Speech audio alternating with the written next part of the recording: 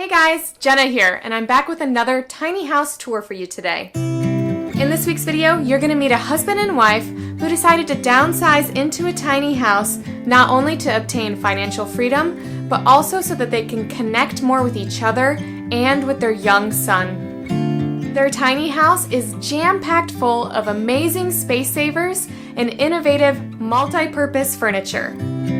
So let's explore how this alternative housing is working for them.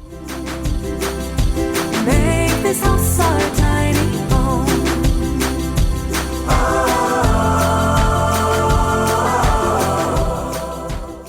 We're the Mejia family, and this is our big casita.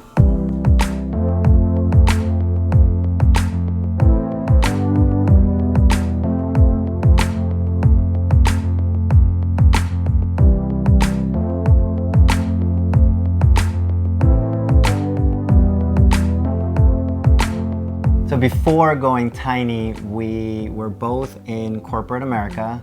We were struggling to stay connected.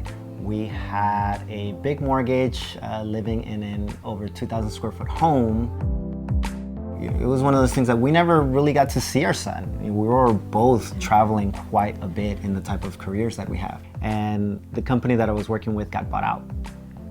And through that process, I got laid off. When he was laid off, we realized, oh wow, there's a different way to live. Like, we don't have to just be working, but obviously we had to then figure out how do we still meet all our expenses, and that's where the idea of minimizing and coming into a smaller space started. Mr. Numbers guy over here working in corporate finance ran all the numbers and said, wow, this would actually work out if I built this tiny house and go this route. There's a lot that goes into a build, and just from being able to figure out where you're going to build it and then the equipment that you're going to have for it, you're essentially building a real foundation. A home is just on top of on a trailer. With no experience. With no experience. So going into that and working 8, 10, 12 hours per day and building, and then still trying to maintain the communication that we have between us. Still trying to save costs. Save cost, yes. So there's obviously a lot that goes into that we had to consider and be able to figure out how we were going to even go into that. Because we knew that once we went tiny, every space needed to have an intentional use for it. One of the decisions in going tiny was trying to figure out how to live more intentionally so we can be more present parents to our son, present parents to each other. And I don't think that we had realized how much of that was lacking before. And definitely going tiny into a smaller space forces us to rethink everything and to calm down and sort of take more of one day at a time. And then that has then allowed us to extend that to other parts of our life.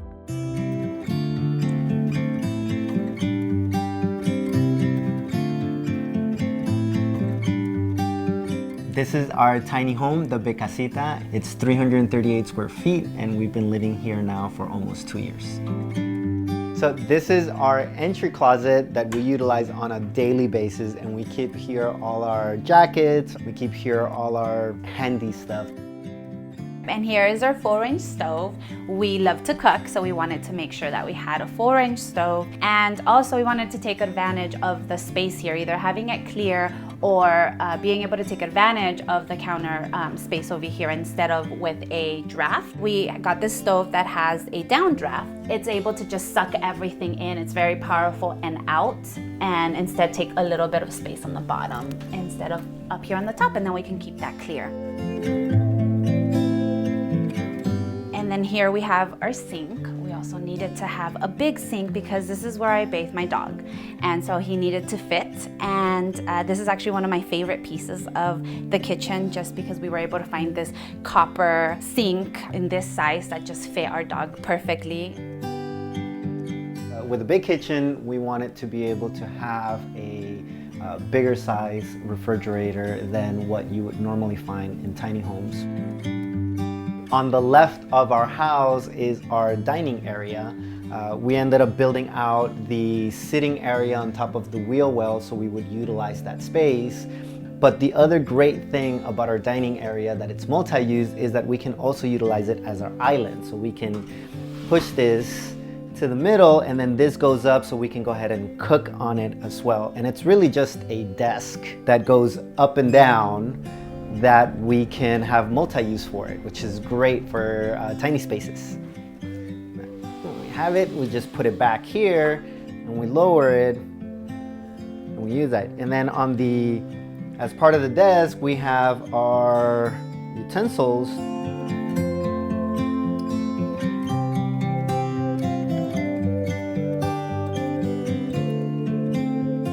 In our previous home, we had a bar, and we wanted to figure out how we would be able to fit a bar in our tiny home because we enjoy hosting and we didn't know exactly where to put it in our tiny space. So we figured, why not just build our bar as part of the access ladder for our son? So we actually ended up repurposing our material from our build, and we ended up getting a wine barrel that we cut in half that acts as our bar, and on top of that, it acts as our ladder for our son's loft.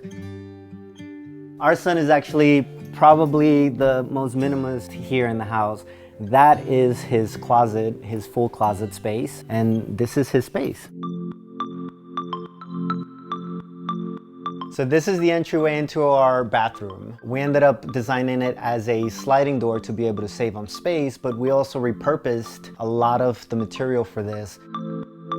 One of the things that we did to design the bathroom is that we wanted to maximize the headspace. So we actually didn't put a ceiling in here, and we left it open, and we ended up sealing our roof with rubberized paint for moisture control. We realized that we never utilized a tub in our previous home, so we left this as a stand-up shower. We didn't want to necessarily go the compost route, so we wanted to just utilize regular flush toilet. We actually ended up insulating the outside of the house to be able to leave this open for storage space. So as a family, we do a lot of laundry, so we wanted to be able to have a apartment size stackable washer and dryer in our tiny. And we ended up wanting to utilize as much countertop space, so we ended up building our sink as a wall-mounted sink. So a lot of people that come into our house usually comment how big our bathroom is, and that was actually a very conscious choice. It's one of the advantages of being able to build your own house and customize it to your own needs. Heading into our living space area, we ended up designing a special place for our dog Bailey, and that's where he spends his time. And this is where we spend a lot of our time. We're big movie buffs, so we ended up not wanting to downsize our TV, so we designed our house to also be able to fit our big TV. And we have our sofa that actually also turns into a bed. So when we have family and friends over staying here, they utilize this space for it. So through here is our bedroom and our office space. We utilized the space within our framing to use it as space-saving storage. And we also designed so we can have space for our daily clothes, our pajamas, our shirts, stuff that we use on a regular basis.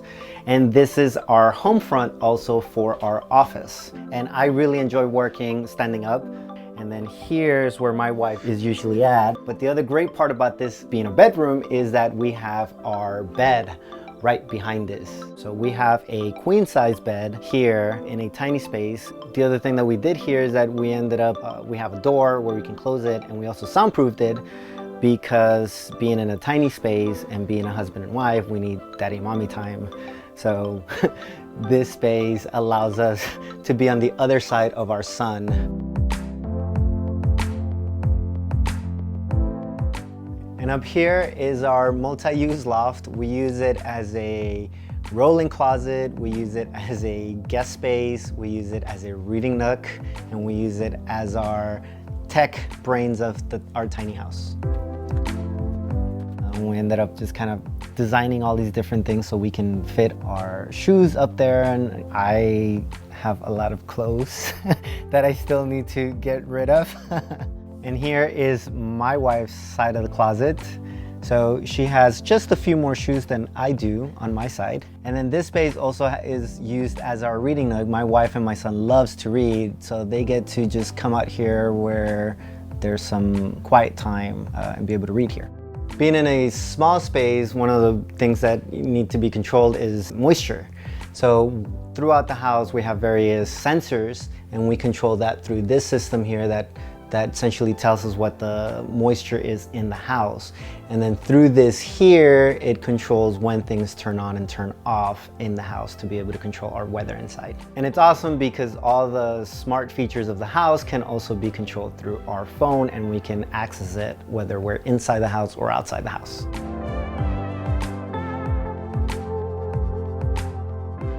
Living tiny and then having our tiny house, it's like a tool. It's a tool for us to be able to have the type of lifestyle that we have now, that we didn't have before.